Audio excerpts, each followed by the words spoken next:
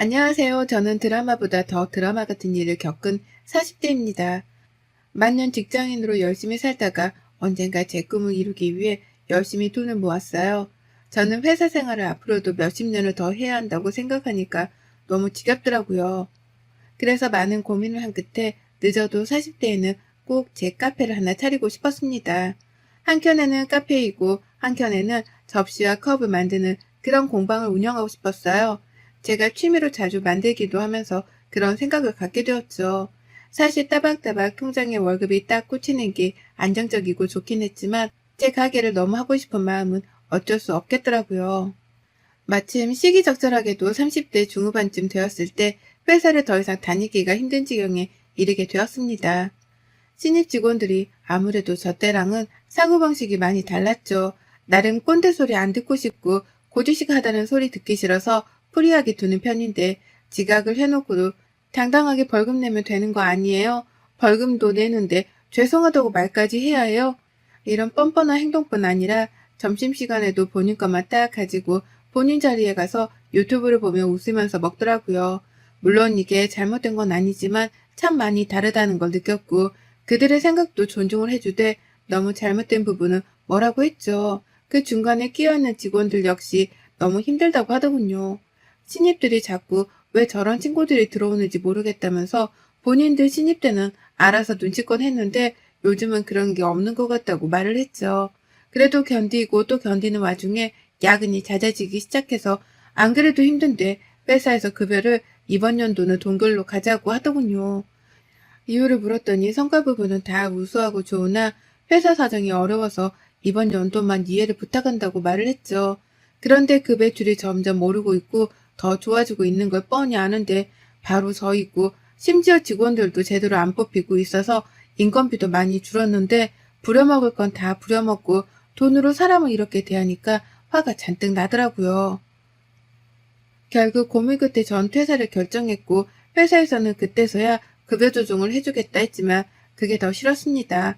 애초에 가능했던 걸 아니 당연히 올려줘야 했던 걸 저 한번 떠본 거잖아요. 그래서 과감하게 내려놓고 나와서 한 달 동안은 좋은 가게 자리 찾아보러 다니고 하며 슬금슬금 여유롭게 시간을 보냈습니다. 그렇게 가게 계약도 하고 인테리어하고 하다 보니 몇 달이 훅 지나가고 드디어 꿈에 그리던 공방 겸 카페를 오픈했죠. 처음에는 오픈발도 있었고 지인들이 거의 대부분 와줘서 매출이 좋았으나 조금 지나니까 거품이 쑥 빠지고 매출이 훅 떨어지더라고요. 역시 이래서 자영업은 힘든 거겠죠. 조금 색다르고 특별해야 성공하는 시대라고 많은 고민과 노력을 하며 가게 홍보에도 앞장서고 이벤트들도 다양하게 했습니다.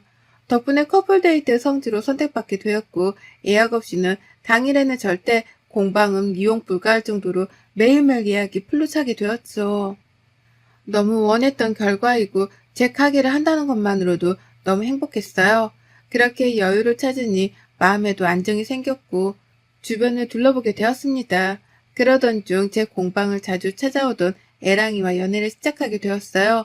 늘 컵 2개, 그릇 2개, 이런 식으로 2개를 만들었는데 한 개는 꼭 제게 선물을 해줬죠. 그런데 거기에 뭔가가 적혀 있었어요. 짧게 짧게 적혀 있다 보니까 다음번에 빨리 와서 만들어주길 하며 기다리게 되더라고요. 그렇게 몇 번 왔다 갔다 하던 예랑이가 제게 써준 말을 모두 조합해보니 이거였죠. 처음부터 내 사람이다 싶었는데 진짜 내 사람이 되어줄래요? 저걸 하겠다고 6번의 수업을 받았고 6개의 선물과 함께 마지막 조각까지 완성되던 날 저는 기쁨을 감추지 못했습니다. 뭔가 오글거리지만 되게 로맨틱하잖아요. 애랑이와의 연애는 처음부터 끝까지 로맨틱했습니다. 사람 자체가 설탕마냥 달달해서 말 한마디를 하더라도 너무 스윗한 사람이었어요. 좋았습니다. 뭔가 저를 위해 나타나줄 그런 사람 같았어요. 애랑이의 직업은 달달하고 로맨틱한 성격과는 어울리지 않게 형사였습니다. 뭔가 되게 신기했어요. 주변의 경찰엔 친구들은 있는데 정말 강력 사건을 다루는 형사는 처음이었으니 말이죠. 처음엔 신기했는데 점점 시간이 갈수록 마음이 무겁고 매일 불안하더라고요. 애랑이 몸에 상처가 꽤 있는데 일하면서 다친 영광의 상처라고 하는데 그런 얘기를 들을 때마다 제 심장은 녹아내릴 것 같았습니다. 또 사건에 대해 정확히 물어볼 수도 없고 말해줄 수 없기에 서로 대화가 중간중간 끊기는 느낌도 있었죠. 그런데 이건 이해했어요. 그러나 제가 걱정인 건 정말 저러다 크게 다칠까 봐였습니다. 하루는 제가 공방도 쉬는 날이고 해서 겸사겸사 밤샘 근무하고 피곤할 애랑이를 위해 도시락을 잔뜩 만들어서 갔어요. 물론 다른 분들도 드시라고 양을 넉넉히 싸서 갔죠. 도착했는데 어디로 어떻게 가야 할지도 모르겠고 따로 약속을 잡은 게 아니라서 함부로 막 들어갈 수가 없더라고요. 급히 애랑이에게 전화해서 우선 1층으로 얼른 데리러 와달라고 했고 그렇게 애랑이의 도움으로 들어가서 도시락을 전해주고 팀원분들과도 인사를 나눴죠. 저도 식사를 하기 전이라서 같이 도시락을 먹으면서 이런저런 대화를 나눴는데 오히려 대화를 나누고 다녀오고 나서 마음이 더 무거워졌습니다. 위험한 일이 굉장히 많아요. 다치거나 하는 일이요. 아유, 모르면 몰랐지. 알고 나니까 너무 걱정되는데 저한테 제대로 말도 안 해줘서 전 잘 모르거든요. 아유, 많죠. 저희도 뭐 목숨 걸고 현장 가는 거니까 정말 다 내려놓고 저항 없이 따라와 주는 경우도 있지만 이판사판이다 하며 이 악물고 끝까지 덤비는 경우도 있는데 이 힘을 막는 게 보통이 아니거든요. 그쵸. 저희 와이프도 연애 때도 그랬지만 결혼하고 얘까지 생기니까 제가 조금만 다쳐도 눈물부터 흘리더라고요. 그런 거 보면 괜히 미안하기도 하고 내가 형사라는 직업을 괜히 선택했나 싶기도 한데 그렇다고 매일 위험한 것도 아니고 단순 사건도 있고 하니까 너무 걱정 마세요. 또 혼자 움직이게 절대 안 하고 팀 짜서 다니니까 걱정 마세요. 거봐, 걱정 말라니까. 내가 당신한테나 부드럽지. 현장에서 악마야, 악마. 다들 다치지 마세요, 정말로. 다음에 제가 또 놀러 왔을 때도 지금처럼 꼭 건강하셔야 해요. 그나저나 입맛에 맞을지 모르겠어요. 한다고 하긴 했는데. 아유, 무슨 말씀을. 너무 맛있어요. 맨날 밖에서 대충 사 먹고 짜장면이나 시켜 먹고 컵라면 먹었는데 오랜만에 진짜 맛있는 집밥 먹은 기분이에요. 고마워요. 그리고 저희 모두 절대 안 다칠게요. 들어보니 현장에 막상 가봤을 때 생각보다 더 위험한 경우들이 많다고 해요. 그래서 힘겨울 때도 있지만 서로가 다치지 않도록 서로를 보호하며 일을 하니까 걱정 말라고 하셨죠. 다른 걸 떠나서 목숨 내놓고 일한다는 그 말이 너무 속상했어요. 현장에 나가 있을 때는 연락도 거의 못하기 때문에 무슨 일이 생기진 않았겠지. 약간 그런 걱정이 들어서 마음이 내내 조마조마하긴 했습니다. 근데 또 사람은 적응의 동물이라고 이런 연애를 1년이 넘도록 하니까 약간 내성이 생긴 건지 어느덧 저도 화이팅하고 나쁜 놈 딱 잡아 그냥 알겠지? 라고 하게 되는 여유가 생기더라고요. 애랑이는 늘 제게 본인을 걱정하며 마음 졸이는 걸 알기에 중간에라도 연락을 아주 짧게라도 남겼습니다. 뭐 예를 들면 나 괜찮아. 밥 먹어. 걱정 마. 뭐 이런 식으로 말이죠. 그런 짧은 연락들을 보면 또 마음이 놓이곤 했습니다. 애랑이가 저희 공방에 와서 뭘 만드는 걸 굉장히 좋아라 했는데 제가 하루는 물어본 적이 있어요. 왜 그렇게 좋냐고 말이죠. 근데 당신은 와서 만드는 게 왜 좋아? 내 일상은 시끄럽고 험하고 사건 사고들이 멈추지 않는 곳인데 여기 당신이랑 조물조물해서 뭐 하나씩 만들어낼 때면 뿌듯하기도 하고 그 순간만큼은 머릿속이 아주 조용해서 좋은 것 같아. 잡생각도 안 되고 직업 특성상 계속 추리하고 생각하고 의심하고 또 의심하는 버릇이 있어서 퇴근해도 머리가 쉬질 못하는데 여기 오면 딴 생각하거나 딴짓하면 바로 큰 사고로 이어질 수 있잖아. 그래서 완전 집중하다 보니까 머리가 맑아지더라고. 오, 나랑 똑같은 이유네? 나도 그래. 만드는 순간만큼은 머리를 비우고 집중하는 편인데 그렇게 하니까 확실히 머리도 덜 아프고 스트레스도 덜 받더라고. 사건들이 많으면 참 바쁜 애랑이라서 일주일을 넘도록 못 본 적도 많지만 이해했고 전 그럴 때면 제 개인적인 시간을 보내며 애랑이를 응원하고 기다려줬습니다. 어느덧 2년쯤 연애를 했을 때 애랑이가 결혼 얘기를 먼저 꺼내더라고요. 마감할 때쯤 짠하고 나타나더니 꽃과 함께 나타나더니 대체 언제 준비했는지 카페에 있는 빔에 저희 영상이 딱 나오더라고요. 2년간 쌓인 추억들을 사진으로 보는데 기분이 참 묘하기도 하고 눈물이 많이 났던 하루였죠. 프로포즈도 받았겠다. 결혼 가보자며 둘이 아주 신나는 마음으로 결혼 준비를 했어요. 우선 양가 부모님께 인사를 드리러 가는 약속부터 잡았죠. 시댁을 먼저 가게 되었고 시댁 근처 한정식집에서 처음 뵙게 되었습니다. 너무 긴장이 된 나머지 손까지 달달 떨려하는 저를 보며 애랑이는 막 놀리고 비웃었지만 진짜 떨렸어요. 그러나 제 예상과는 전혀 다르게 너무 유쾌하고 즐거운 분위기로 식사를 마쳤고 디저트가 나왔을 때 본격적으로 결혼에 대한 이야기를 하게 되었습니다. 이때 이미 긴장이 어느 정도 풀린 상태라서 조금 편하긴 했어요. 듣기론 무슨 카페랑 공방을 운영한다고 들었는데 매출이 정확히 어느 정도니? 평균 매출. 평균 매출이요? 엄마, 초면에 매출을 물어보는 건 실례지. 나보다 더 벌어. 뭐가 실례니? 알겠지만 우리 준호 외아들의 저 자리까지 가게 만들려고 나랑 준호 아빠 정말 고생했어. 그래서 내게는 유독 더 특별한 아들이거든. 그러니까 결혼하고서도 서영이 너가 우리 준호 내조를 잘해줬으면 좋겠다. 나야 뭐 시집살이 이런 거 시킬 것도 없고 너희들이 결혼하고 알아서 잘만 살면 좋겠거든. 네, 어머님. 무슨 말씀이신지 이해했어요. 저도 많이 노력하고 서로 노력해서 효도를 보답할게요. 잘 사는 게 효도이긴 하지만 효도는 정확히 말하면 다른 게 효도지. 잘 사는 걸로 퉁치는 건 아니지? 네? 장난. 너무 긴장했나 보네. 그건 그렇고 우리 준호가 원래 그렇게 소개해달라는 집안이 널리고 널렸었거든. 외모에 스펙에 성격에 뭐 하나 빠지는 게 없으니까 다들 사윗감으로 찜해두고 여기저기서 데려가려고 한달이었는데 결국 서영이 너랑 결혼하는 거니까 그만한 책임을 꼭 지도록 해. 긴 말 필요 없고 둘이 결혼 약속한 지금 마음 변치 말고 쭉 문제없이 잘 살아라. 그리고 세아가는 결혼했다고 살림하려고 하지 말고 지금처럼 맞벌이 꼭 하고 요즘 시대는 맞벌이인 거 너도 잘 알지? 네. 걱정 마세요. 저 맞벌이 할 거예요. 뭔가 기분이 좋지 않았어요. 디저트 타임 오기 전까지는 많이 웃고 유쾌하고 막 그랬는데 디저트를 먹으며 나누는 대화들이 너무 날카롭게 느껴졌습니다. 그냥 딱 봐도 시부모는 남편보다 제가 훨씬 부족하다고 생각하는 게 너무 느껴져서 기분이 불쾌하더라고요. 이렇게 따질 건 아니지만 막말로 벌이도 제가 더 벌고 모아둔 돈도 그렇고 경제적으로 봤을 때는 오히려 제가 남편 몫까지 책임져야 했는데 말입니다. 기분이 별로 좋지는 않았지만 그러려니 하고 마음을 비우기로 했어요. 왜냐면 예랑이가 또 먼저 제가 기분이 왜 안 좋을지 이런 말들을 듣게 해서 미안하다면서 아주 디테일하게 사과를 하며 속상한 제 마음을 만져줬거든요. 그러니 또 화가 안 풀릴 수가 있나요?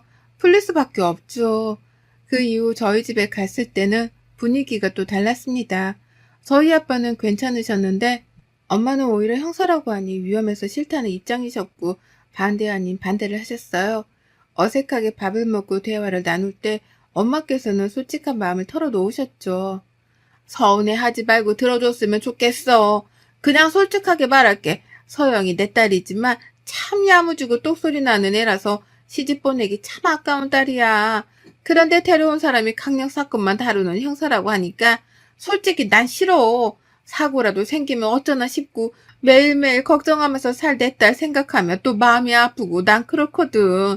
그래서 지금 막 웃음이 나오지도 않고 그렇다고 자네가 싫은 게 아니라서 어쩌지 못하겠네. 미안해. 아닙니다, 장모님. 솔직하게 말씀해 주셔서 감사해요. 저였어도 제 딸이 데려온 남자가 이렇고 결혼하겠다고 하면 너무 귀해서 못 보내요. 그런데 저는 소영이를 진심으로 사랑하는 것뿐 아니라 목숨 바쳐 지켜주고 싶은 사람이에요. 장모님, 장인어른, 여지껏 두 분이서 함께 지켜주신 거 이어받아서 제가 무슨 일이 있어도 제 와이프는 꼭 지키며 걱정 끼치지 않고 몸조심하면서 그렇게 살게요. 혼자일 때는 몸을 안 사려 많이 다치기도 했는데 이제는 저도 식구가 생기는 거니까 제일 뒤에서 몸살이면서 다닐게요. 약속드려요. 그래, 난 남자답고 좋네. 다만 서영 엄마가 말한 것처럼 혹여나 사고가 생길까 그게 조금 걱정이긴 하지만 걱정이 태산인 인생 살면서 일어나지도 않은 일까지 걱정하면서 살지는 말자고.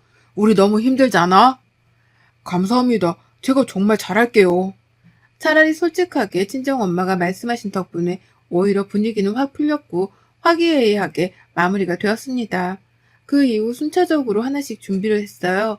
저도 애랑이도 아예 계획표랑 준비할 리스트들을 쫙 만들어두고 거기에서 정해두고 거기서 하나씩 준비를 차근차근 하니까 크게 어렵진 않았습니다. 저도 애랑이도 둘 다 바쁘니까 서로 조금씩 배려하면서 시간 있는 사람이 더 여유롭게 준비를 하곤 했어요. 그러다 보니 드디어 결혼식을 올리는 당일이 다가오고 있었죠. 저희는 결혼식 하기 딱 2주 전에 신혼집에 대한 모든 것들이 완료가 되어서 미리 이사도 하고 들어와서 살았습니다. 그래서 신혼집에 들어가서 거의 일주일간은 청소하고 가구 배치도 다시 하고 아주 힘들었지만 남은 일주일은 여유롭게 지내다 결혼식을 올렸죠. 전날에 잠을 제대로 못 자서 설레임보다는 피곤함이 앞서고 졸려 죽겠었지만 정신 차리고 막 준비를 했습니다. 제가 준비를 하면서도 남편은 제 입에 김밥을 쏙쏙 하나씩 넣어줬어요. 물도 넣어주고 말이죠. 정신없어서 하루 종일 쫄쫄 굶을 거라고 하니까 지금 먹을 수 있을 때 얼른 김밥이라도 먹자면서 잔뜩 사들고 왔더라고요. 근데 드레스가 워낙 허리를 꽉 조여놔서 먹을 수 없었습니다. 먹고 싶지만 먹을 수 없었고 그냥 당 충전이나 할 겸 사탕이나 먹고 말았어요. 저희의 결혼식은 유쾌하게 준비를 했습니다. 저희가 정식으로 부부됨을 지인들과 가족들 앞에서 축하받고 인정받는 날인데 막 바보처럼 울고 싶지 않았고 하객분들이 지루하지 않고 막 웃다가 가시길 바라는 마음으로 여러 가지를 준비했죠. 그렇게 하객들 분위기도 최상이었고 거의 무슨 클럽처럼 함성까지 들으며 난리도 아니어서 실제로 다른 모르는 분들까지 와서 저희 결혼식을 구경하셨다고 해요. 저희는 축가를 웃긴 댄스나 노래들을 했고 상황극도 했었거든요. 이제 식이 거의 끝나갈 때쯤 갑자기 시모가 손을 번쩍 드는 겁니다. 당황한 사회자가 왜 그러시냐고 하니까 시모가 성큼성큼 저희에게 다가와서 직원분께 마이크 내놓으라고 하는 거예요. 순서에도 없었고 대체 이게 뭔 상황인가 싶어서 너무 당황한 상태로 있었고 애랑이는 엄마 왜 그러시냐고 막 말렸죠. 알고 보니 시모는 약주를 조금 하셨더라고요. 그래서 술김에 갑자기 올라오셔서 마이크를 잡고 말씀하셨죠. 안녕하세요. 저는 여기 잘생긴 우리 아들 김준호 애미이고 여기는 이서영이 우리 며느리고 나는 최복자이고 내가 올라온 이유는 들려요?